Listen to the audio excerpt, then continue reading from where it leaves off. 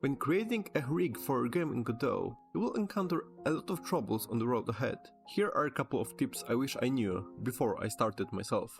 Using the phantom bone. You need to be aware of your core root bone. It seems logical to make your spine or main body bone the parent of every other bone in the armature. If you're doing 100% of your animations inside of Blender, this might work fine. However, the second you try to code a procedural animation in Godot, like a quick hit reaction, you're going to hit a wall. If you aren't using inverse kinematics in Blender, moving the main body bone moves the entire armature. And even with IKs active on the legs, it looks fine in Blender, until you export to Godot, because the main body is the root parent of every other bone in the armature. Moving it in the engine overrides everything, including your feet placement, making a simple damage animation that only affects the torso a coding nightmare, because the entire character will move. So, what's the alternative? Use a phantom bone. Create a root bone that doesn't directly deform the mesh, and place it wherever you want. Make this bone the ultimate parent of everything else. If we analyze the armature like a family tree, this new root bone sits at level 0. Your main body and upper legs are its direct children at level 1. Then your head, arms and lower legs follow below that at level 2. If you move the level 0 bone, the whole character moves. However, if you move the body bone at level 1, only its direct children move. The feet stay planted on the ground. When you bring this setup to Godot, coding a damage animation is a breeze, because you can tweak the body independently, without breaking the rest of your skeleton.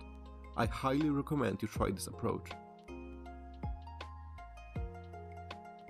Using IKs with Blender and Godot.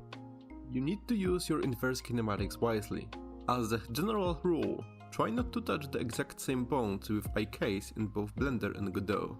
Pick a lane and either handle them in the engine or inside your modeling software. What if you absolutely have to mix them? For example, I have a spider creature that needs pre-baked attack animations from Blender, and it also uses IKs in Godot to move its legs on uneven terrain. To make this work, I have to smoothly switch between the Blender animation and Godot's IKs overrides. If you look really closely, you can still spot a tiny hitch during the transition. Just remember to keep your IKs separate if possible. The extra Godot bone. Extrude an extra bone if you're planning to use Godot's IK targets. Why would you do that, you may ask? Well, it's because Godot calculates bones differently than Blender. If we look at the exact same skeleton in Blender and Godot, you may see that the armature is a bit different. It's because Godot only looks at the start of the bone and ignores the end. So if you're planning to use inverse kinematics in Godot, you need to extrude one extra bone in Blender, so that you can select it with the IK system in Godot. That's basically all there is to it. So if you extrude one extra bone, you can see that the skeleton is now looking fine. Don't over-animate in Blender. It's incredibly tempting to animate every single micro movement in your 3D software, but game engines can also do that for you. With the right skeleton setup, like the phantom bone trick we talked about earlier, you can handle a ton of smaller animations directly inside Godot. Effects like hit reactions, ragdolls, and environmental IKs should all be handled by the engine. Let Godot do the heavy lifting for dynamic, reactive movements, and save Blender for your core loops like walking, running, and attacking. Reuse, reuse, reuse, reuse, reuse. Think about reusability before you even place your first bone. There's absolutely zero shame in reusing your assets. In fact, knowing how to do it can speed up your production by an insane margin.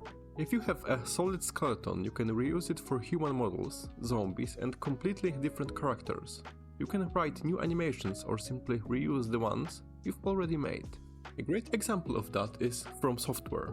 They've been reusing core animations from Dark Souls 1 all the way into Elden Ring, and it works perfectly for them. And if From Software can do that, you can too. Group your rigs into universal types like humanoids, animals or spiders.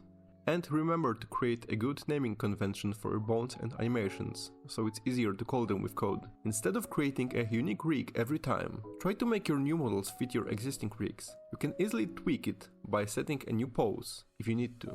Work smarter, not harder. But of course, if you need to create a new rig, just create a new rig.